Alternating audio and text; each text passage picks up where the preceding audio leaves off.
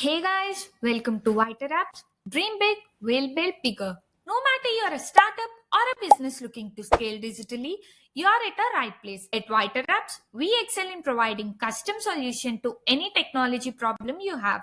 No matter it is a mobile and web app development, UI/UX design, technology consulting, strategic digital marketing, or SEO. Do not worry, we got your back. So while late, go check the link in the description below and see what we can do for you. I'm Lalita Pratyusha, Product Manager and SEO Strategist here at WhiterApps, and today I'm thrilled to walk you all through the fundamentals of SEO, how it works, why it matters, how can you use to rank higher and grow your business. So let's start with the basics. As of basic, we are supposed to know what is SEO. SEO stands for Search Engine Optimization. It is the process of optimizing your website to make it more visible in search results, especially on Google. To keep it simple, SEO helps your website to show up when someone searches a relevant topic on Google. Now, you may ask me, why is it even useful? The higher your ranking gets, the more organic traffic you attract without paying your ads. It's not just that, it also got more key benefits like it always makes sure your website appear on Google search results, which automatically increases traffic and build long-term credibility. Now we understood what is SEO, let's look at the pillars of SEO. SEO has three main pillars. On-page SEO, which includes keywords, content quality, and meta tags. Then comes off-page SEO, which includes backlinks and social engagement. And the final one is technical SEO, which includes fast site speed, mobile friendliness, and secure HTTPS connection. All of these three work together to tell Google that your site is trustworthy and worth ranking. Now we understood regarding the pillars of SEO, let's get into the tools of SEO. The first comes keyword difficulty. Now let's talk keywords. Keywords are nothing. These are words that people type in Google search. To choose the correct keywords, here are few tips I suggest for you. Focus on low difficulty keywords if you are just starting. Long tail keywords are easier to rank. Use tools like Ahrefs, Uber Suggest, Google Keyword Planner. Consider search volume, search intent, CPC, and CTR. Here are the three keyword tools I highly recommend. Google Keyword Planner, which is great for beginners. Ahrefs, powerful for keyword difficulty and backlinks. Uber Suggest show the excellence for tracking and competitor analysis. These tools help you find the best keywords to target, understand competition, and plan your content effectively. If I want to write something regarding the future of marketing, almost 225 unique keywords would be suggested by these keyword tools. Now we understood the keyword tools, let's get into meta optimization. Meta tags are the first thing user and search engines see. So make sure you keep your meta title under 60 characters using primary keywords.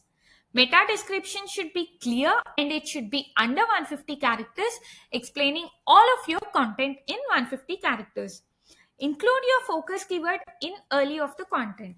As I've told, if I want to write something regarding the future of marketing as my primary keyword, my meta title would be something like the future of marketing trends and insights. And my meta description explains would be something like explore the future of marketing trends and business can stay ahead with innovative strategies and emerging technologies. If you observe, the primary focus keyword, the future of marketing, is mentioned both in meta title and meta description. Now we got keyword tools, meta optimization. Let's learn how to do those structuring. We are supposed to organize content for greater SEO success. Structure your content using headings. Use H1 for the main title, H2 for the sections with secondary keywords, which are also called as subheadings or side headings, and then comes H3, which is a subsection. Use your secondary keywords almost 5 to 10 times in content. For example, as I've told, if I want to write something regarding the future of marketing, my H1 title would be the future of marketing trends and insights, as I've told earlier. In that, If I want to write a subheading, it would be something like the impact of technology on marketing, and the subsection would be AI and automation in marketing. Use secondary keywords at least 5 to 10 times because secondary keywords are not just for subheadings but for whole content. Now we understood the keyword structuring, let's get into keyword layout. Formatting matters. Do not forget that. Use short paragraphs, bullet points, and tables.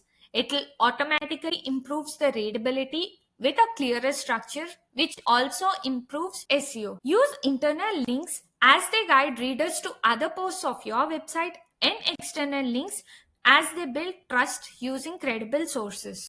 Now we got the context. Let's go to backlinks. Backlinks are like votes from other websites. They boost credibility. Get links from reputable sites like Moz and HubSpot. Add internal links to improve navigation. The more quality backlinks you have, the more Google trusts you. Then comes the analytical tools. No matter how good content you are writing, you are supposed to monitor your performance and adjust the strategy accordingly.